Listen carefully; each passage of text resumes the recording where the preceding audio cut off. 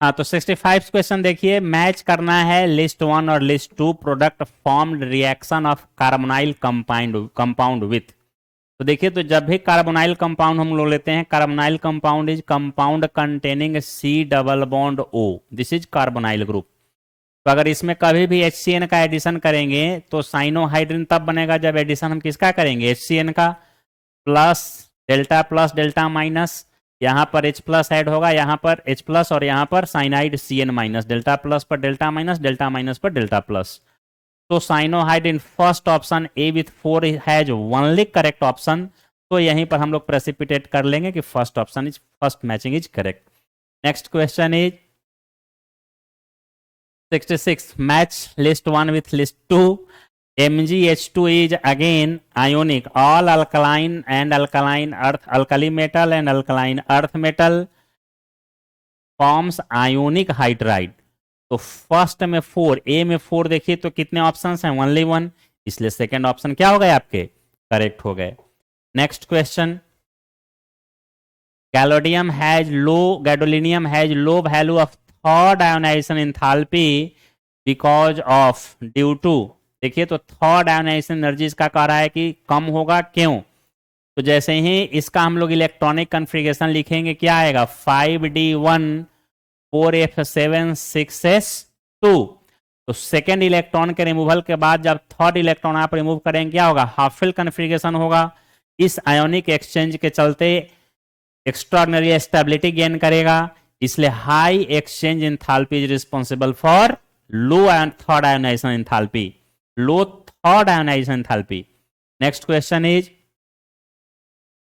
given below are two statement, the coagulation of negative solve the flocculating power of 3 given ions is in the order of aluminium plus barium plus to sodium। Correct है, क्योंकि flocculating power is directly proportional to charge, flocculating power is directly proportional to charge.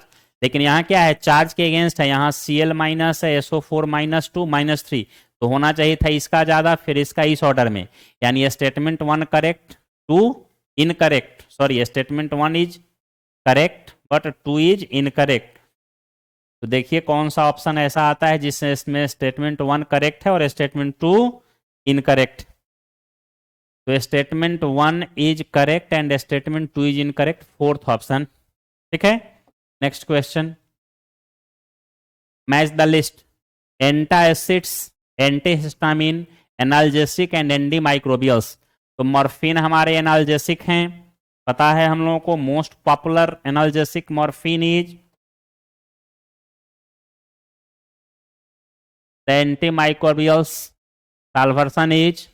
तो देखिए, तो C second and D1, C second and D1 only option is third, तो third one is correct. The next question is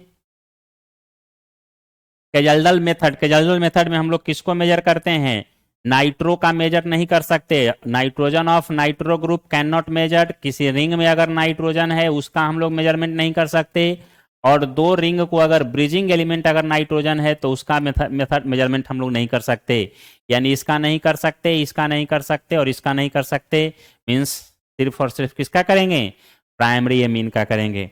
next question is, choose the correct order, both diamond and graphite are used as drawing lubricant. गलत, only graphite used as drawing lubricant. Diamond and graphite have 2 dimensional network, ये भी गलत है। Diamond is covalent and graphite is ionic, गलत, दोनों covalent compound हैं। Diamond is sp3 hybridise and graphite is sp2, correct है। Diamond tetrahedral form बनाता है, लॉन्ग नेटवर्क बनाता है, और ग्रेफाइट में हेक्सागोनल सीट होते हैं जिसमें हर कार्बन अपने एडजेसेंट 3 कार्बन से बॉन्डेड होता है और एक अनपेयर्ड इलेक्ट्रॉन बच जाते हैं। यही एक अनपेयर्ड इलेक्ट्रॉन जो है वह रिस्पॉन्सिबल होता है डीलोकलाइज्ड पाई बॉन्ड के फॉर्मेशन के लिए, and that's why they are weaker interaction, they used as dry greasing agent. तो diamond sp3 and graphite sp2, fourth one is correct option. The next question is, IUPAC name of complex, बड़ा simple है, किसी भी complex का जब हम लोग nomenclature करते हैं पहले पॉजिटिव पार्ट का नेम लिखते हैं, तब निगेटिव पार्ट का नेम लिखते हैं। यहाँ देखिए सिल्वर +1, वाटर न्यूट्रल है, यानी यह पॉजिटिव। सिल्वर +1, साइनाइड -1, 2 साइनाइड है, 2 माइनस और +1 -1। Overall compound is neutral. तो पहले इसका नाम लिखेंगे। तो 2 वाटर है तो डाई एक्वो सिल्वर, ऑक्सीडेशन नंबर कितना +1, तो डाई एक्वो सिल्वर 1। उसके बाद फिर क्या करेंगे, डाई साइनाइडो सिल्वर निगेटिव का पार्ट है, metal is the part of negative sphere, तो अर्जेंटेट वर्ड 8 लगाएंगे। तो di cyanido argentate 1, first option is correct. यहां कहेगा डाई साइनाइडो क्यों नहीं, क्योंकि निगेटिव पोर्शन का नाम पहले नहीं लिख सकते। यहां डाई साइनाइडो अर्जेंटेट 2, क्योंकि ऑक्सीडेशन नंबर 2 नहीं है, यहां भी ऑक्सीडेशन नंबर +1 है। एंड डाई साइनाइडो 1 डाई एक्वो, ऐसा इसलिए नहीं लिख सकते क्योंकि निगेटिव पार्ट पहले, पॉजिटिव पार्ट बाद में नहीं लिख सकते। तो option first is the correct name of given complex compound. Okay, the next question is which of the following PV curve, बड़ा सिंपल, पीवी कर्व का एरिया क्या देता है, वर्क डन। तो देखो जिसका एरिया सबसे ज्यादा होगा उसमें वर्क डन सबसे ज्यादा होगा, तो सिंपली देख करके ही पता चल रहा है कि ऑप्शन 3 इज करेक्ट। इसमें कुछ भी करने का जरूरत नहीं है तुम लोगों को जी। अब आगे देखो, in 1 molar solution that contain 0.5 mole of solute there is 1 molar solution का मतलब क्या होता है, molality means number of mole, molality is number of mole of solute in 1 kilogram solvent, in 1 kilogram solvent. तो अगर आपको 0.5 मोल सॉल्यूट लिए हैं, यानी नंबर ऑफ मोल 0.5 मोल है, मोलालिटी आपका कितना होना चाहिए, 1 होना चाहिए। तो मास ऑफ सॉल्वेंट कितना होगा, तो अगेन 0.5 kg होना चाहिए, सो दैट 0.5 बाई 0.5 क्या आ जाए 1। तो 0.5 kg मतलब 500 gram. Third option is correct. कुछ करना ही नहीं था, कलम का भी जरूरत नहीं था, टच भी नहीं करना था pen. Identify the incorrect statement from the following, the shape of dxy dyz and dzx orbitals are similar. First option ही इनकरेक्ट है जी, dxy dzx से सिमिलर नहीं होते। dxy में क्या होता है, xy प्लेन के बीच ऑर्बिटल रहते हैं। dyz में अगर यह dxy है तो dyz में क्या होगा, यहाँ y और यहाँ z, तो दोनों सिमिलर नहीं होगा। उसी तरह से dxz अगर लेंगे तो वहां x और z के बीच ऑर्बिटल्स होंगे, तीनों सिमिलर नहीं हैं।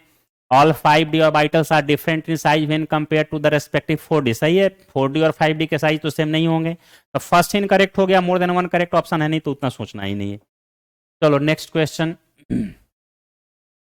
what mass of 95% pure calcium carbonate will be required to neutralize 50 ml 0.5 MgCl।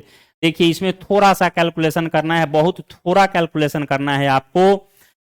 आपको कैल्शियम कार्बोनेट को जब HCl से आप रिएक्ट कराएंगे, whenever calcium carbonate is treated with HCl,